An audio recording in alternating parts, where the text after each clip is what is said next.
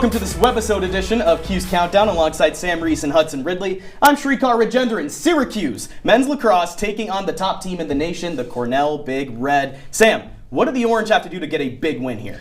For me, the big focus is on Joey Spallina, especially early in this game. I want him to show up right off the bat. There's a lot of talk about, can Joey Spallina perform in the big games? And he proved that he can just last weekend at the Dome, where he put up a really impressive performance, leading the team with 4 goals. I really like the style he played with, where they kind of moved him playing more from goal line extended. Peyton Anderson was more of the playmaker behind goal. Whatever role it is that Spallina's playing, whether it's the playmaker or the goal scorer, if he can either get on the board or be a playmaker early in this game, and often for the Syracuse team, I think it bodes well for an offense that's coming in with some momentum. It certainly does. Kind of the whole hype around this, though, is Spallina against Kirst. Well, in my mind, this is Kirst versus defensive coordinator John O'Derna, because what Syracuse's defense has done recently has been incredible. You look back to the last game, they held Jake Taylor, the leading scorer of the back-to-back national champs, to 1 goal. You go back all the way to last year's Brendan O'Neill with Duke, right? Yep. One of the best goal scorers we've seen in men's college lacrosse ever,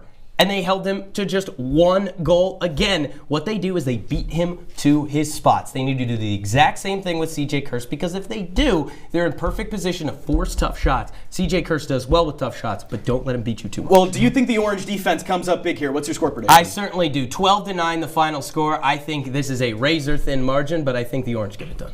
I agree. Orange get it done, Hudson. We're on the same page here. Not as high scoring as that double overtime thriller last year. Defense does play a factor in this one, I think. 14-12, though. Syracuse riding so much momentum. Cornell, a little bit of an unconvincing win against Brown, in my opinion. Give me the Orange. Well, someone's got to be the other side here. I'm going to go 15-14 Cornell. It should be a tight one, but it's a top 5 battle nonetheless. Should be a fun game. If you want to see our 3 faces, go ahead and go to youtube.com/CitrusTV, and we'll hope to see you on the full show.